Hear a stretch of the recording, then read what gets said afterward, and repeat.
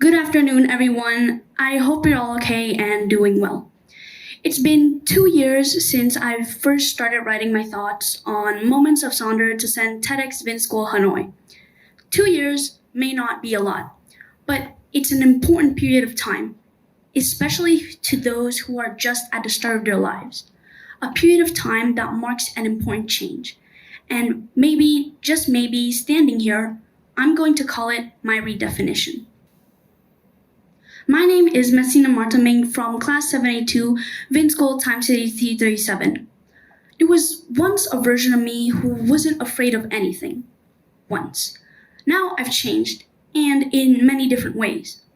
Maybe this change is just an opportunity to reclaim the power of self definition in each stage of life. Not forever, but it helps us answer the question, who am I really, and who do I want to become? Through those questions and answers, we manage to find and become a better version of ourselves. There was once a Martha Ming like this for 5 whole years of elementary school. Martha had always wanted and had done everything with passion and enjoyment. I've changed a lot over the years, obviously, as I've mentioned before. But how exactly did I change? Through both mine and other people's perspective, it's hard to decide where to even start. Back then, I was what you would call innocent and pretty much oblivious to any form of judgment against me. I sang, danced, played the piano, became the president of the student council for 2 consecutive years, received incredibly high marks, talked on stage, joined English contests, you name it.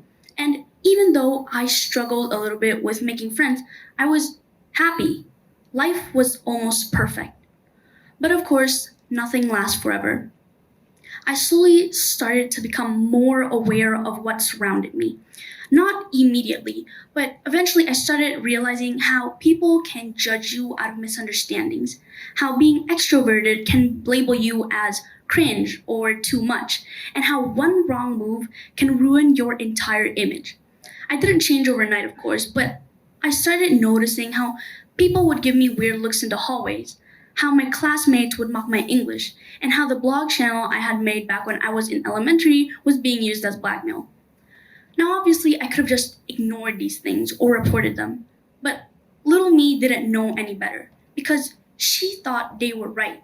She thought she had to fit in. But an 11-year-old can only handle so much before she breaks.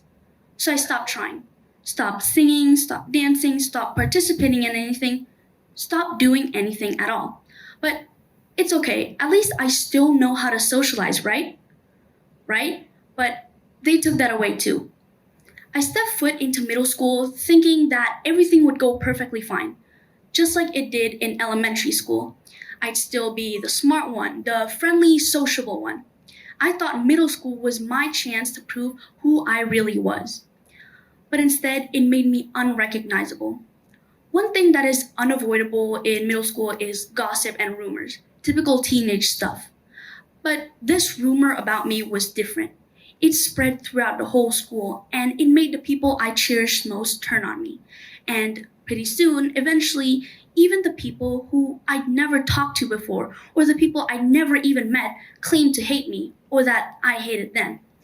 On top of that, school was simply draining, for not just me, but for other students as well. Every day was the same cycle wake up, study, study more, go home, do homework, sleep over and over again. It was mentally exhausting for everyone. I started losing interest in things that I once used to love. My relationship with my parents changed too. As a child or a kid, we all love our parents unconditionally and look up to them. They're supposed to be our role model. But that bond that was supposed to be so unbreakable slowly became a love hate relationship. I still love my parents in my own way, of course I do, but I don't express it often. And when you don't express your emotions or gratitude properly, it can make the other person think that you resent them, that you don't appreciate them. And misunderstandings can happen because of that. It can lead to more arguing, just like it happened to me and the people around me. So I decided I needed a fresh start. Seventh grade came, and I decided to switch classes and leave everything behind. Now, some things are better, while some things are worse. For example, my grades haven't been doing so well, but I've been working on trying to improve them and trying my best. I've made some new friends. I still struggle trusting people. I don't get bullied often anymore. But what I think matters most is that I'm trying. It's that I know my mistakes and know how to improve them.